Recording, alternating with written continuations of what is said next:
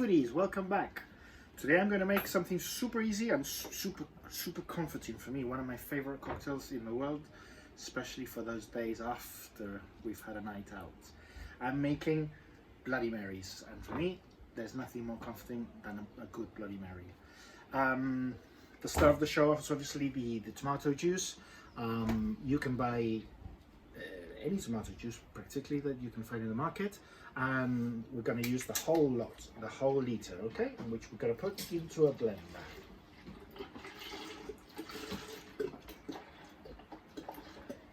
It's important to use a blender, although you can shake it in a cocktail shaker, or you can even, if you don't have a blender, you could probably even whisk it. But I find it's not quite the same. You don't get quite the same texture. Okay, my next ingredient would be a bit of acidity. In most cases, I would use half a lemon or lime maybe, but we are super lucky this time because we've got yuzu juice. I know not a lot of you will know what yuzu juice is. It's a Japanese fruit which is very potent. It's got a beautiful fragrance to it, and because we've got it, I'm going to use it. So a little dash of that, not too much because we don't want it to overpower all the other flavors. Next, a bit of a kick. In this case, I'm using my Bloody Mary from my Bloody Hell sauce from the Isle of Wight, made with chilies from the chili farm over there. Beautiful. Obviously use as much or as little as you want. That's completely up to you. I quite like a kick, so I'm going to be a bit generous today. Lovely. Perfect. And guys, Worcestershire sauce, which is, you all know, a couple of sprigs of those will always give it a nice taste. Next in, bit of chili flakes. Not necessary again if you don't like the spiciness. Don't use it, but I do. So I'm gonna give it quite a few strokes of that. Lovely. Perfect. Next one, guys. In this case, I'm going to use Dijon mustard. The reason why I'm using Dijon mustard is because I don't have horseradish. If I had horseradish at home, I'd be using horseradish, but I completely forgot to buy it. So we're going to add a generous, very generous teaspoon of Dijon mustard.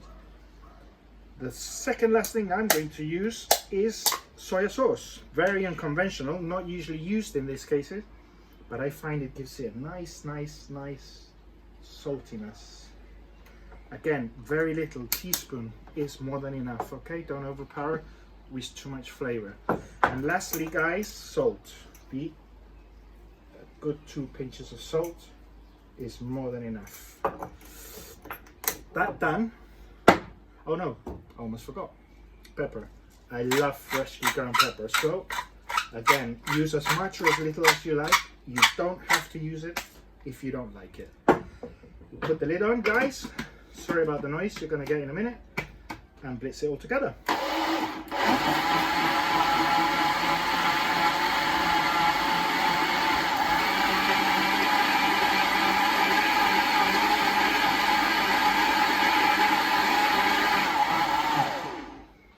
Here we go, completed. I'll see you in a minute before I prepare a glass, some ice, and the celery stick. So welcome back. Here we have 2 glasses, plenty of ice. I really like a lot of ice with my long drinks or cocktails. I've always liked a lot of ice. You can put as much or as little as you want, or not use any at all. Celery stick, essential in any Bloody Mary. I think a Bloody Mary is not complete without a celery stick. It just can't happen.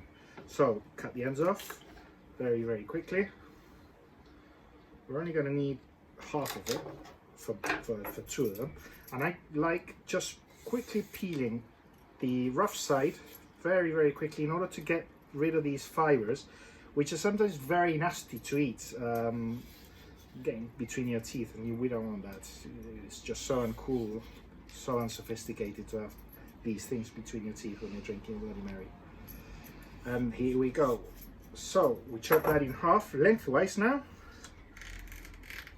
There we go. And Stick it in each glass. Vodka, guys, use as good a vodka as you can possibly get.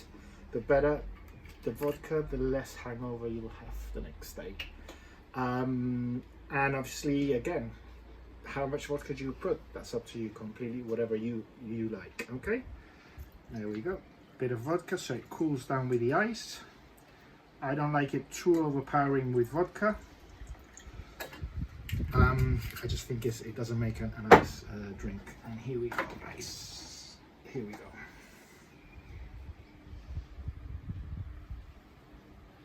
Put in our mixture, which has already been seasoned beautifully.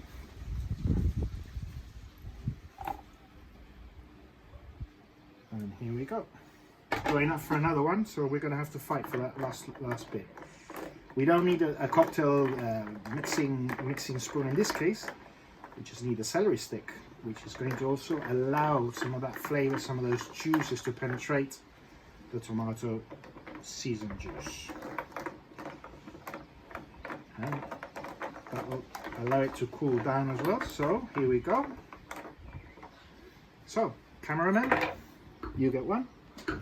Tito, you get another one. So guys, salud and enjoy. Hope you like it. Like, share, you know the score. Thanks for watching and enjoy.